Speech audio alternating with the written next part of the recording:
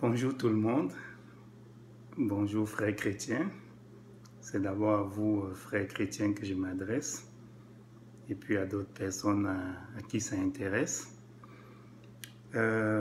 Aujourd'hui, je veux parler d'un problème épineux, oui, un problème qui sépare les chrétiens et les croyants. C'est une question que je veux poser. Est-ce que vous remettez en cause les enseignements qu'on vous donne à la lumière des Saintes Écritures?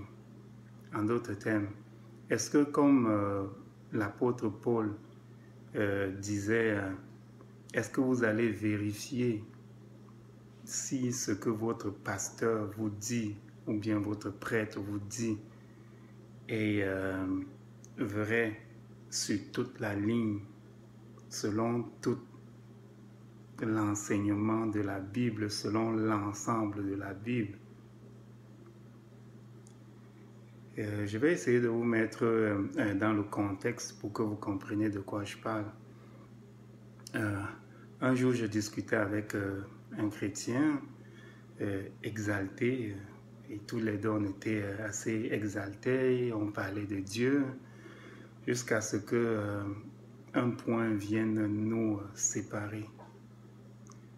En fait, la personne affirmait que il y a un certain ordre dans l'obtention du Saint-Esprit chez les chrétiens, par exemple. La personne s'appuyait sur le livre des Actes des Apôtres au chapitre 2, verset 38, où je vais lire, Pierre disait aux gens qui étaient en face de lui, « Repentez-vous et que chacun de vous soit baptisé au nom de Jésus-Christ pour le pardon de vos péchés et vous recevrez le don du Saint-Esprit. » En fait, c'est ce qu'on a toujours dit à cette personne, et pour cette personne, c'était l'ordre normal. Moi, je suis bien d'accord, je ne suis pas là pour comment dire, contredire ce qui est dit littéralement dans la Bible. Mais c'est parce que quand on regarde la Bible dans l'ensemble, on se rend compte que ça n'a pas toujours été cet ordre-là. En fait, si on regarde dans l'Ancien Testament, par exemple, il y avait des prophètes qui avaient l'Esprit de Dieu, l'Esprit Saint, et qui n'étaient pas baptisés. Il y avait des rois comme Saül, qui après avoir été oint, la Bible dit que l'Esprit de Dieu est entré en lui. Il y avait comme David qui, en plus d'être roi, était prophète, qui avait l'Esprit Saint. Et puis il y avait même, on a même eu des rois d'autres pays ou d'autres nations qui ont été habités par l'Esprit Saint. Si je veux parler de Pharaon Nécho, qui s'est présenté devant le roi Josias et puis qui lui a dit la parole de Dieu m'est apparue, alors écarte-toi devant moi parce que c'est pas pour toi que je viens aujourd'hui. Si on veut voir Cyrus, le roi de Perse, qui lui aussi a été qui lui aussi a eu l'Esprit de Dieu et a parlé et qui a parlé de ça. Et puis l'exemple le plus concret pour montrer que non, c'est pas dans cet ordre-là, repenti, baptême et après Esprit Saint. Non, on peut avoir l'Esprit Saint avant. Et l'exemple le plus frappant, c'est l'exemple qui est dans les Actes des Apôtres au chapitre 10. C'est un chapitre qu'il faut lire tout en entier, mais si je veux prendre les endroits qui nous intéressent, en fait, C'est Simon-Pierre qui a été envoyé à un païen, Corneille. Lui et sa famille avaient eu une apparition de l'ange de Dieu et qui leur avait demandé d'envoyer chercher Simon-Pierre pour qu'on leur parle de Dieu.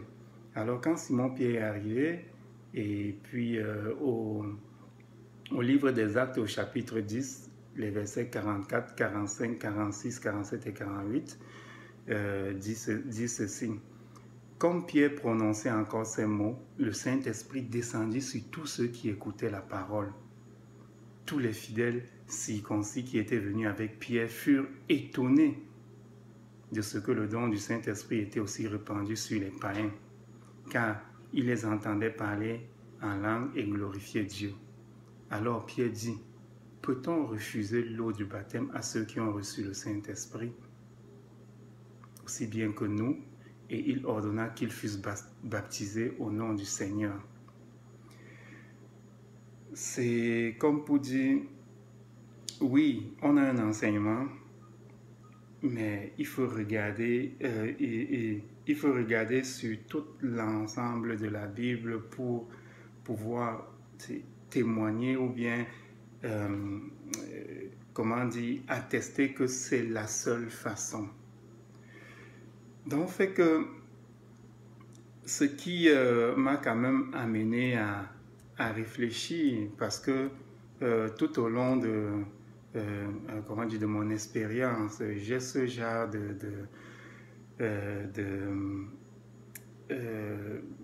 de discussion où des gens apportent des points qui sont des parts de vérité et qui, lorsqu'on regarde dans l'ensemble de la logique biblique, il y a des nuances qui ne sont pas apportées, ce qui fait que ça apporte des demi-vérités qui font que quand on découvre d'autres choses, ça peut faire penser à des contradictions, mais pourtant la Bible ne se contredit pas. Donc en fait, j'étais en train de réfléchir à cela. Et puis hier, le 13 avril, je prenais ma marche solitaire et puis j'étais un peu troublé par ça, je réfléchissais. Alors, généralement dans ma marche, je parle à Dieu, mais hier, je lui ai demandé, est-ce qu'il faut que je me taise pour que tu m'enseignes? Donc, voici ce que moi j'ai reçu. C'était une première phrase qui disait « La vérité biblique est un fleuve. Plus on est éloigné de sa source, plus on a de chances de boire une eau impure. » Et c'est ce qui arrive à la plupart des enseignements sur l'évangile du royaume de Dieu que nous recevons aujourd'hui. Supposons que la vérité, c'est le fleuve, le Saint-Laurent, mettons. Le fleuve Saint-Laurent prend sa source dans le lac Ontario et il s'étend sur près de 1197 km. À cause des sédiments et des affluents que ce fleuve peut avoir, mais ce fleuve est moins pur déjà à Montréal et encore moins pur à Québec et pire encore en Gaspésie.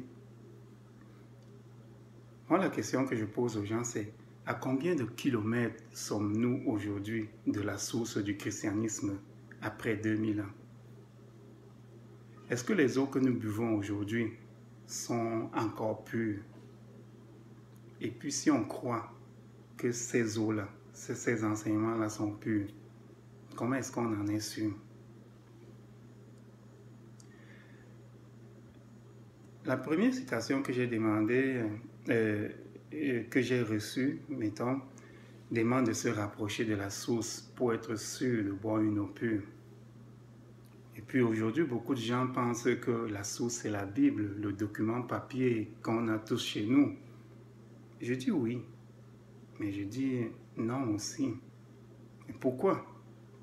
Parce que la plupart des textes que nous avons par nos Bibles Même s'ils sont traduits du document original, ils ne sont plus purs. Comment est-ce que je peux vous l'expliquer terre à terre? Imaginez que les gens découvrent une eau d'une source pure. Après avoir bu pendant quelques générations, ils décident que cette eau manque de phosphate. Ils en ajoutent. Puis une autre génération trouve qu'il manque de sulfate. Ils en ajoutent. Puis d'autres trouvent que selon la tendance du vocabulaire, ils peuvent donner un peu de coloration à l'eau. Ils en ajoutent la coloration. Puis d'autres se disent que l'eau ainsi apportée est indigeste parce que avec le temps, les facilités et les organismes ont du mal à la digérer.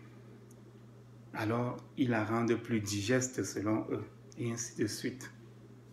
Aujourd'hui, nous buvons l'eau la plus impure qui soit depuis l'histoire de l'évangélisation. Parce qu'en plus d'avoir pollué les eaux, on les a stockées dans des citernes d'eau crevassées. Puis on nous les sert dans des verres moulés selon les perceptions, selon les traditions humaines et selon les théologies. De quoi je parle? Tous ceux qui ont approché la Bible avec piété et action de grâce savent que ce saint livre a au moins 3 dimensions.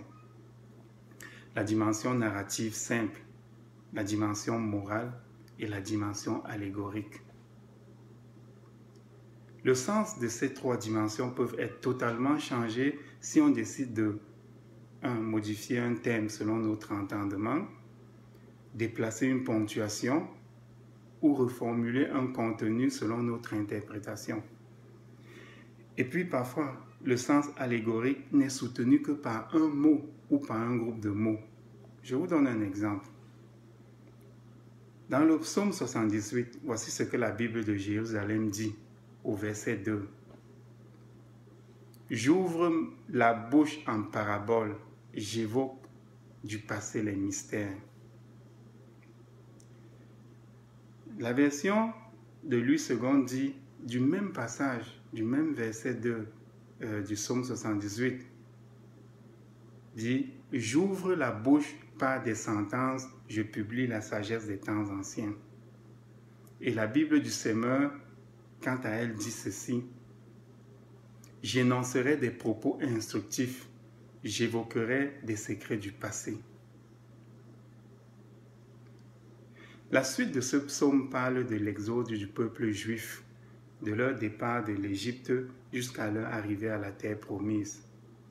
Dans toutes ces versions, il n'y a que la Bible de Jérusalem qui attire l'attention sur le fait que les versets qui suivent sont l'énoncé d'une parabole qui avait été annoncée par le verset 2 et qu'il faut prêter attention à ce message, à tous ces autres versets qui suivent. En fait, il y avait tout un chapitre qui constitue une parabole, mais parce que la Bible du Semeur et la Bible de Louis II a enlevé ce mot parabole, on ne voit plus ce chapitre comme une parabole. Et l'apôtre Paul, d'ailleurs, il corrobore cette interprétation en 1 Corinthiens, 1 Corinthiens chapitre 10, le verset 1 à 11. On voit ici que ceux qui sont tenus aux 2 autres versions seraient passés à côté d'une chose de vraiment grande, de quelque chose de grand. Parce que l'apôtre Paul, dans 1 Corinthiens chapitre 10, verset 1 à 11, dit que oui, vraiment, tout ce chapitre-là, comme disait Asaph, qui était prophète, c'est une parabole. Donc, c'est une évidence aujourd'hui. Ni la plupart des évangiles que nous recevons, ni le manuel biblique que nous possédons ne sont plus la source d'eau pure qui a abreuvé nos pères au début de notre ère. À cause de tous ces conciles où on a développé de nouvelles théologies pour ensuite orienter la compréhension des Écritures par des traduction de la Bible où on utilisait des thèmes adéquats selon sa doctrine. Il y a aussi toutes ces grandes écoles de théologie aux frais de scolarité faramineux qui ont transformé et qui transforment encore les prêtres et les pasteurs en prédateurs financiers, développant une doctrine basée sur la rentabilité de l'argent et le temps investi à étudier la Bible. Je pose à nouveau ma question. À combien de kilomètres sommes-nous aujourd'hui de la source du christianisme après 2000 ans? Les eaux que nous buvons aujourd'hui sont-elles pures? Si on le croit, comment en est-on sûr? Pour moi, il y a au moins 3 façons de le savoir. Avant de les énumérer, je tiens à préciser que je crois que la Bible reste la seule eau crédible qui nous désaltère vraiment. Mais comment fait-on traditionnellement pour consommer une eau qui est devenue impure? On la passe au filtre. Maintenant, les 3 façons de savoir qu'on boit une eau pure selon moi sont: il faut confronter l'enseignement que nous avons reçu à la lumière des Écritures tout entier. Parce que la force de ceux qui veulent mentir en utilisant les Écritures réside dans le fait que peu de gens lisent la Bible en entier. Et confronter ainsi l'enseignement n'est pas une mauvaise chose, car l'apôtre Paul, dans le livre des Actes, au chapitre 17 et 11, il apprécie les Béréens, qui est un peuple qui, lorsque il leur parlait de la parole, ces gens-là, ils allaient vérifier si tout ce qu'on leur disait était vrai.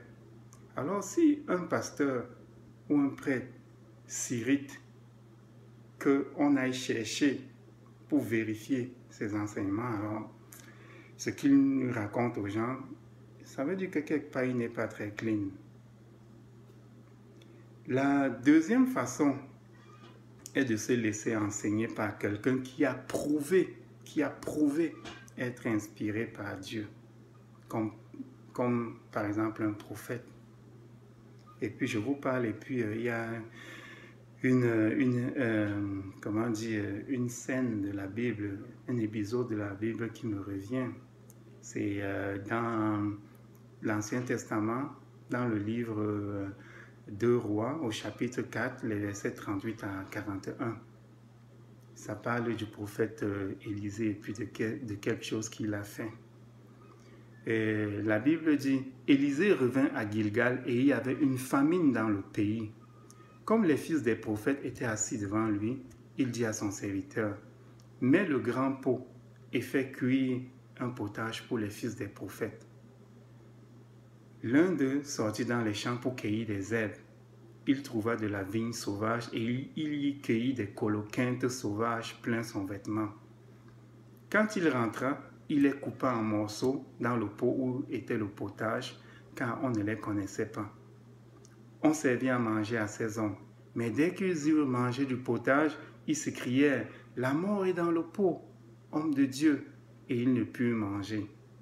Élisée dit « Prenez de la farine. » Il en jeta dans le pot et il dit « Sers à ces gens et qu'ils mangent. » Et il n'y avait plus rien de mauvais dans le pot. Comme pour dire que oui, les Bibles, les manuels que nous avons aujourd'hui sont empoisonnés, ont été empoisonnés par tout ce que j'ai cité un peu plus haut, tous ces grands conciles que nous avons eus, où on a développé des théologies, des traditions, et puis de tout, et la modification de certains mots, ou bien l'explication de certains mots par rapport à notre théologie. Oui, le manuel peut être empoisonné et puis ça demanderait, cela pourrait demander que quelqu'un qui est vraiment inspiré par Dieu purifie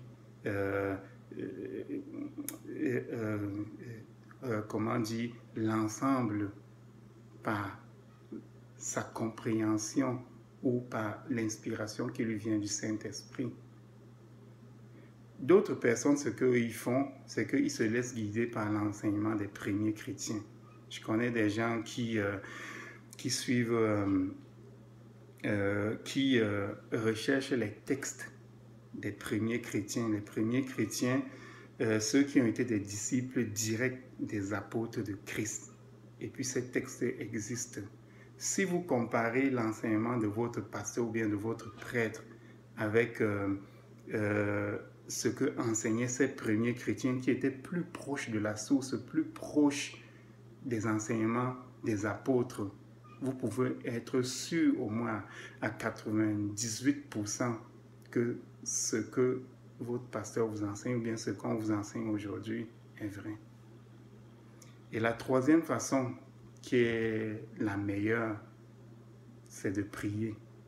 Prier avant de lire sa Bible en entier. Prier que le Seigneur nous assiste de son Saint-Esprit comme il a dit en Jean 14, verset 26. Il dit, mais le Consolateur, l'Esprit Saint que le Père enverra en mon nom, vous enseignera toutes choses et vous rappellera tout ce que je vous ai dit. Oui, avant de prendre votre Bible, avant d'écouter le sermon d'un pasteur, demandez la grâce du Saint-Esprit pour qu'il vous permette de comprendre. Que la grâce de Dieu soit sur vous et faites attention. Amen.